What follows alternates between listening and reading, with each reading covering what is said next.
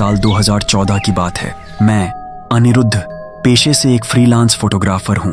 मेरी आदत है कि मैं पुराने वीरान इलाकों में जाकर फोटो खींचता हूँ। एक बार मुझे भोपाल के पास एक गांव में जाना पड़ा, जहां लोग अक्सर काली हवेली का नाम लेते थे। गांव वालों से पूछने पर सब एक ही जवाब देते, बाबूजी वहां मत जाइए, उधर बहुत अशुभ जगह है। जो भी अंदर गया वह ठीक से लौट कर नहीं आया। मुझे लगा ये बस लोक कथा होगी।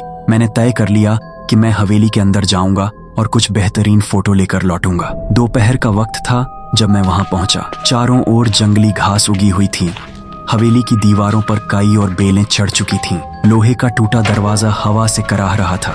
जैसे ही मैंने पैर अंदर रखा, एक अजीब ठंडी लहर मेरे पूरे शरीर में दौड़ गई। हवेली के आंगन में टूटी फूटी कुर्सियां, आधे जले लकड़ी के टुकड़े और सूखे पत्तों का ढेर बिखरा था। लगा जैसे किसी जमाने में यहाँ बड़ी रौनक रहती होगी। गांव का बुजुर्ग पंडित जी मुझे चुपके से वहां छोड़ते हुए बोले थे, बेटा ये हवेली ठाकुर साहब की थी। कहते हैं उनकी बेटी रागिनी की शादी की रात दूल्हे की रहस्यमयी मौत हो गई थी।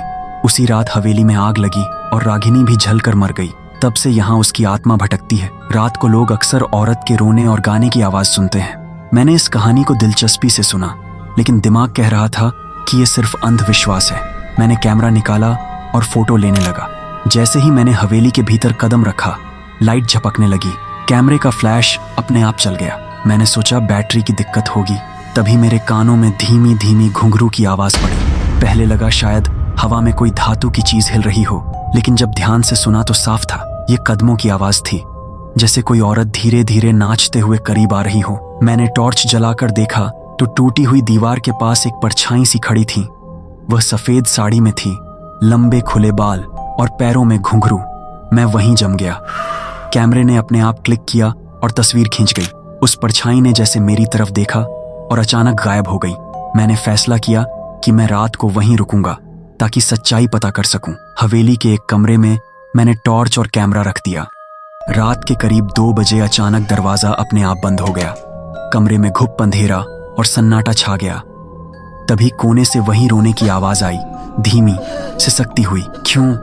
क्यों जलाया मुझे? मेरे हाथ पांव सुन्न हो गए। मैंने टॉर्च उस दिशा में घुमाई और देखा एक औरत खड़ी है, जले हुए चेहरे के साथ, आंखें लाल, होंठ सड़े हुए। वह धीरे धीरे मेरी तरफ बढ़ रही थी। मैंने डर के मारे कैमरा क्लिक कर दिया। फ्लैश के उजाले में उसका पूरा रूप सामने आया। जले हुए कपड़े, हड्डियां, झांकती त्वचा और जलने की दुर्गंध। अचानक कैमरा बंद हो गया। बैटरी पूरी तरह खत्म।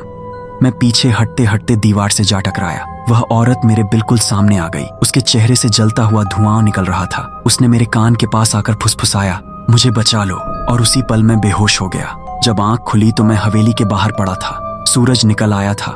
गांव के 2 लोग मुझे उठाकर घर ले गए। उन्होंने कहा कि उन्होंने मुझे रात भर हवेली से चीखने चिल्लाने की आवाज करते सुना था। मैंने उन्हें सब बताया, लेकिन वे हंसकर बोले, बाबूजी यही तो हम कहते थे, वहां आत्मा है, आपने अपनी आंखों से देख लिया। मैंने सोचा शायद सब मेरा वहम था, लेकिन जब घर आकर कैमरे की मेमोरी कार्ड चेक किया तो मेरी रूह कांप गई। सभी तस्वीरें धुंधली थीं, पर एक फोटो में साफ दिख रहा था, एक औरत पूरी तरह जली हुई मेरे पीछे खड़ी है और मुस्कुरा रही है। उस दिन से आज तक जब भी मैं अकेले किसी सुनसान जगह जाता हूँ, मुझे वहीं घुंघरू और वहीं रोने की आवाज सुनाई देती है, जैसे वह आत्मा अभी भी मेरे पीछे पीछे चल रही हो।